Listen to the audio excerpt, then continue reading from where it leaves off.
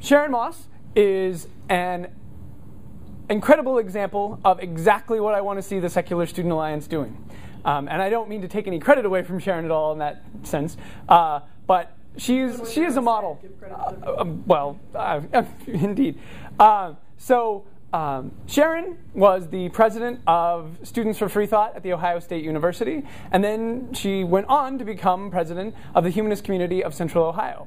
And in Sharon's term as president of the Humanist community of Central Ohio, the group has expanded in any number of ways. We have a family game night. We have families involved in our Humanist group, which is something that we never had on a regular basis before. We rent an office, which is maybe a little bit bigger than this room. And on the first Friday night of every month, it is absolutely body to body with families and kids playing board games. And all sorts of other fantastic things are happening. We have a website that actually allows people to renew their memberships on the website. What a concept. It sounds easy, but it took a lot of doing to get it done. And Sharon has all sorts of amazing advice about taking your group to the next level and making it bigger. And please join me in welcoming Sharon Moss.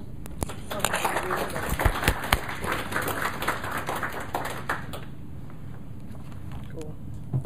Pardon me while I get this thinged. I'm going to apologize first off in that I've had the annoying cold that is awesome and makes my life suck a little bit, so I apologize if I'm taking a break to cough or drink of water or become suddenly incoherent. I will do my best. So says the Sudafed.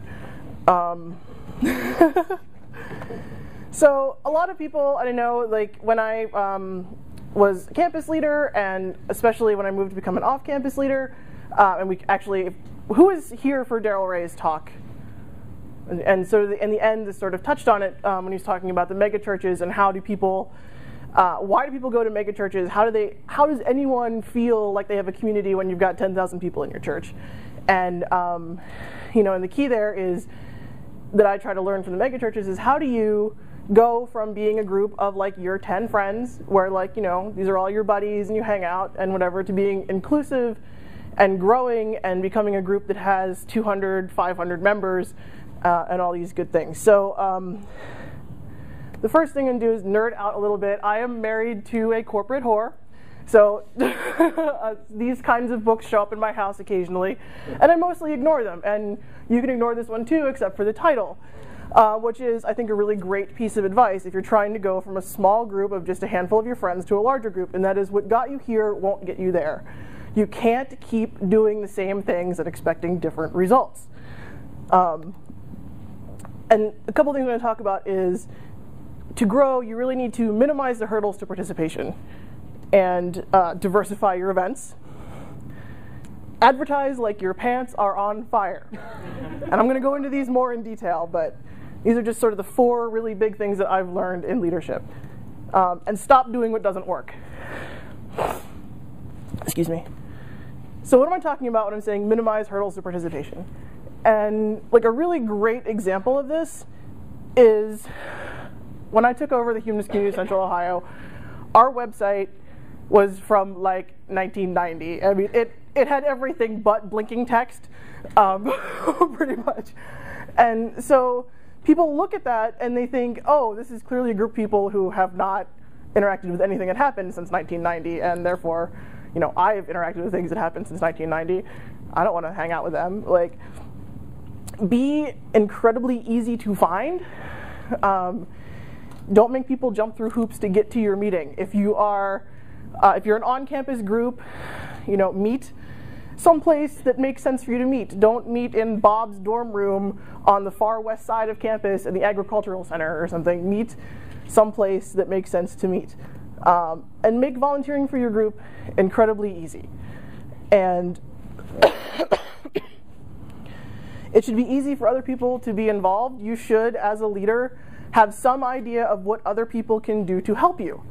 And I am the first one to fail at this, because when my group started growing, people were like, I want to get involved. What can I do to help HCCO? And I'm like, So like, take the time to sit down and think strategically, as Daryl Ray said, think strategically about your group. Think about what needs done in your group, what you would like to see done, what your board would like to see done, what your members would like to see done, and have some ideas of what people can do. They're not necessarily going to do those things, but when you start with a couple suggestions like, oh, well, we really need, we're looking for someone to edit the newsletter, and we're definitely looking for someone to run other different events. We have these opportunities. You know, if you have an idea for an event, I'd love to talk to you, even if it's a one-time event or, you know, a recurring soup kitchen volunteering or anything. Be there to support those people who want to volunteer and make it easy for them, because they will come up with ideas, but if you start with a couple suggestions and get the conversation going and find out what is really important for them or what your group is missing for them, you'll, you know, come to some other ideas and grow. It may not be something you want to do, but your group doesn't need to be like all the things that you want. Were you just waving at me? Waving. Oh, okay, fine. Is he cool? Should we all read him? His name's Chris. And a lot of this is going to be about events, because these are sort of the biggest things that I've learned and in running a group. Excuse me. Is not everyone, and the problem with off-campus groups, primarily now, is that a lot of them are like, we have a monthly lecture. Like, you should come to our, like, and, you know, me, I was like, well, you know, especially when I just graduated, I'm like, I was lectured at for 4, 5 years, 6. I don't want to be lectured at anymore. Like, I want to go out and do stuff. I miss my group that, yeah, we had some lectures, but we had discussions and we had social events and we went out for coffee and drinks and, you know, did activism. And I'm like, I don't want to spend Saturday afternoon that is a beautiful day in April in a city that I've never been in before in a lecture. Just kidding. I'm glad you're here. I'm kidding. So run a variety of events. And, you know, you might be the type of person who really loves the lecture series, and you might be terrible at interacting with kids. So this does not mean that you run every event. And it's really important as you grow that you not run every event. I am terrible with kids. I don't go to our family game night that often. And actually, when I do go to help out, I'm sort of at a loss because the person who does run it is so amazingly awesome at doing it that I'm just like standing around like, what can I do to help you? Because I feel obsolete. And so your group should run more events than any reasonable human being should be able to attend. And then you should not go to all of them, because they're not all going to be things that you enjoy doing. And this, you know, as your student group also grows, this is important because, you know, when you get to 50 people showing up, they're not all going to be your best friends. They're not all gonna, you might be a senior who is so sick of debating with Christians about whether or not you can be moral without God that you could just, like, you know, vomit in the hallway. Like, you could just be like, I am so over this. But you and 10 other people might be really gung-ho about participating, you know, experimenting with participating in an interfaith project. So you and those 10 people go do that, but don't, you know, stop doing the other stuff that is valuable to people who are newly humanist or newly coming out of religion. And just as a hint, is anyone familiar with the SSA's group running guide? Even if you're not a student group, it is an awesome, awesome resource because it does have examples of different kinds of events that your group may be interested in doing. In terms of activism, community, service projects, education, outreach, interfaith now more. So you can get it at secularstudents.org/group-running-guide, or you can steal the one that's being passed around. We have some. And if you don't want to be covert, you can go to the table and get one. But it's a fabulous, fabulous resource. So when I was saying run more events than you can attend, this is what I could come up with in about a really quick 10 minutes of events that my group does on a regular basis. Some of these, like our Heathen Chicks meetup, family game night, our monthly lecture, happen every month. Our birthday dinner, soup kitchen volunteering. Huh? Last supper, sorry. So, yeah, sorry, our last last Saturday of the month, dinner social night, you know, our Humanist. These are all the events that my group did last year, give or take some one-off events that I have totally forgotten about.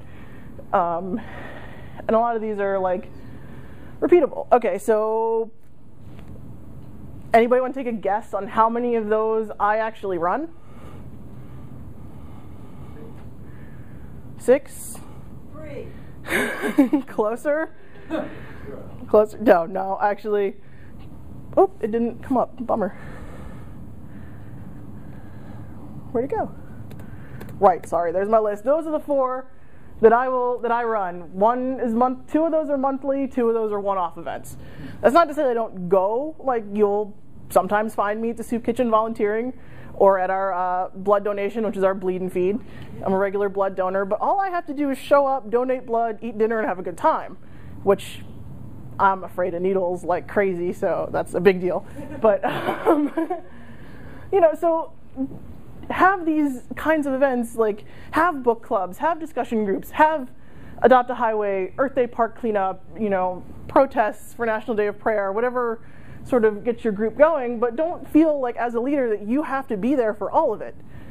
Does that mean you ignore the person that's running the group or running that small event?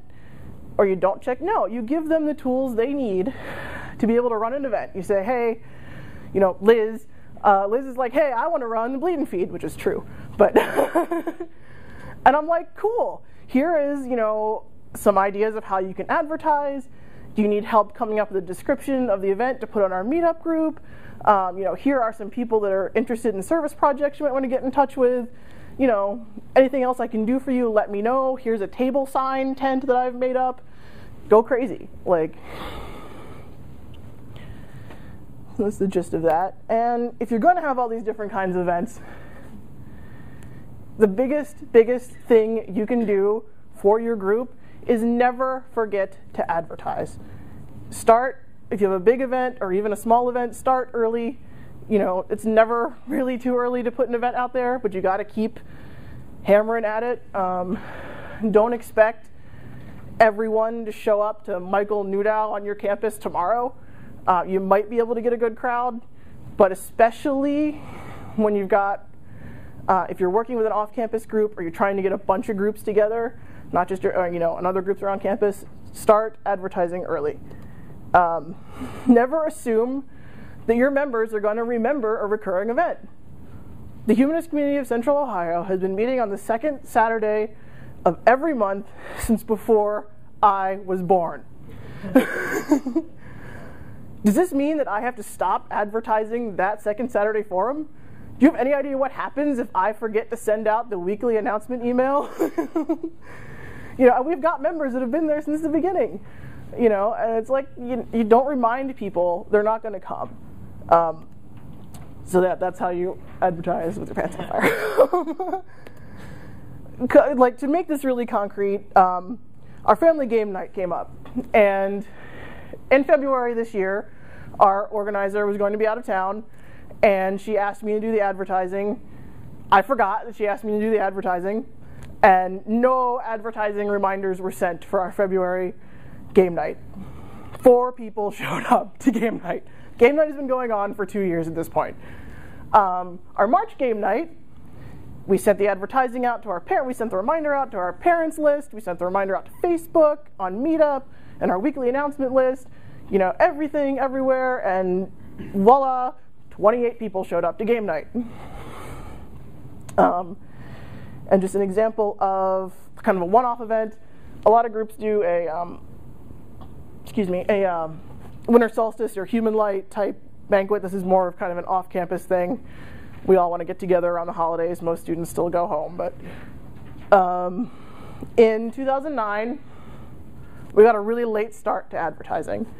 We didn't set our speaker until like November, and we weren't, at that time we didn't have the new website. We weren't taking registrations online. We did, a pretty regrettable job of advertising, and we got 75 people, which is still a decent turnout. Like, it's not like not too shabby. In 2010, we had our venue and our speaker set by the end of August. We were taking registrations online and in person, and we were, my board members were fabulous, and they were hitting the pavement, and they were like, you need to be at our banquet. It's going to be so awesome. And we had 120 people. So it's kind of a very concrete way to look at the effect of advertising. It may very well have been also that, our 2010 speaker was more awesome. I don't know, we could take a poll whether you'd want to see Hemet Mehta or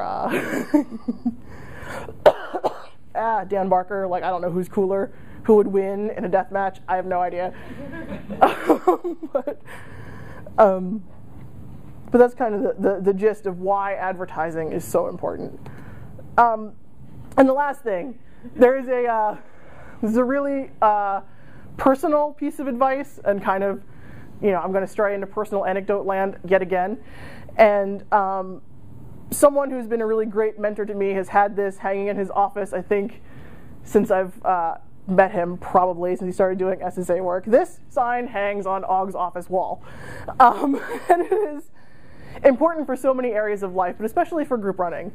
If you have a struggling event that no one is coming to, and you've done your best to work with the organizer, or the organizer has stepped down because they just don't want to do it anymore, and you've tried to fix it, you've given it your best shot, it's okay to let events and programs die. The book club doesn't have to last forever.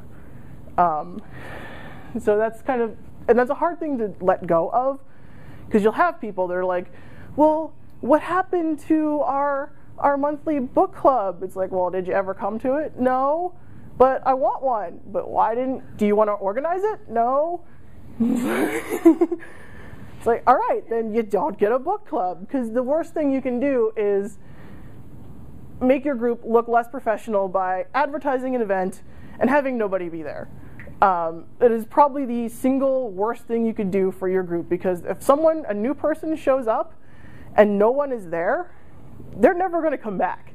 You don't get a second shot. They're going to go, oh God, that Humanist Community of Central Ohio is so disorganized. They advertised this event. They told me they were going to be, at the Panera down on Lane Avenue at 2 p.m. I was there for half hour. No one showed up.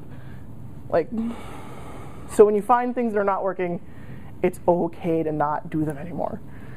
So just to kind of quickly wrap up here. Excuse me. Be incredibly easy to find. Your website should be, if you have a website, which you don't, all of your messaging and advertising should be incredibly clear about who you are, where you are. I know a lot of people can get worked up over labels debate. That might be an older generation versus younger generation thing. A lot of groups who call themselves humanists are uncomfortable using the word atheist or secularist or agnostic or skeptic. But if you are clear about what your group is and what you're doing, when we started using a community for humanists, atheists, people are like, oh, atheists, we understand that. We don't know what a humanist is necessarily, but we understand atheists, and we're going to come and we're going to ask more questions.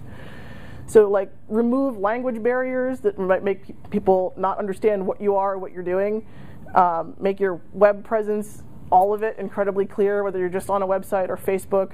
All your print advertising, incredibly clear about who you are, what you're doing.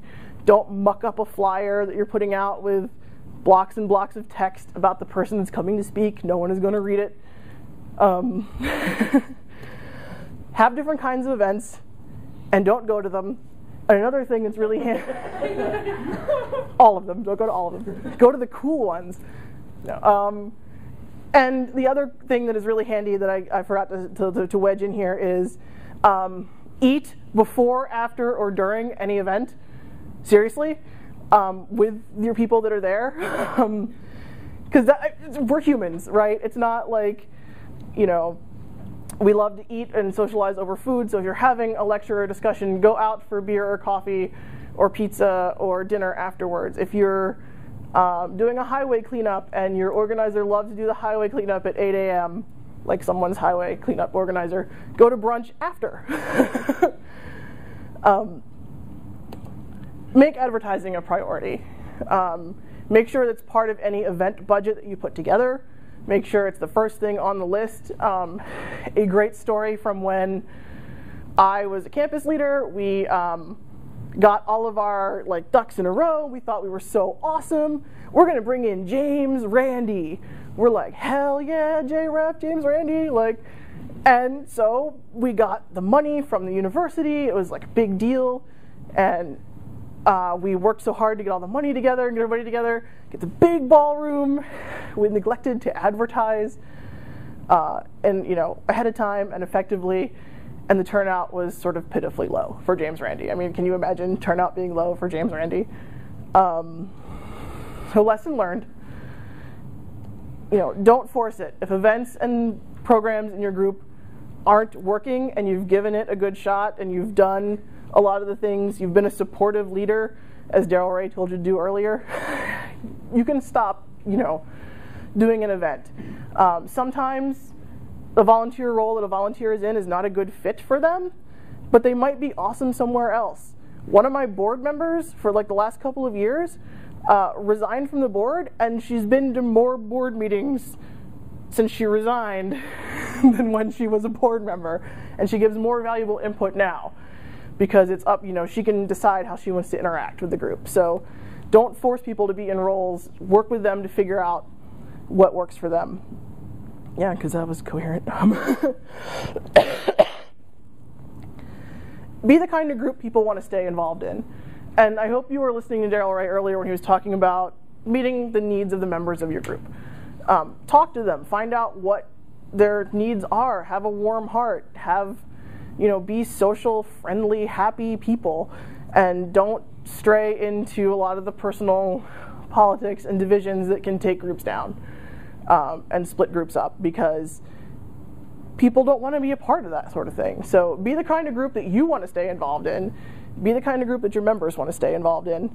And if you missed Daryl's talk, he's around here. You should really go talk to him. So that's all.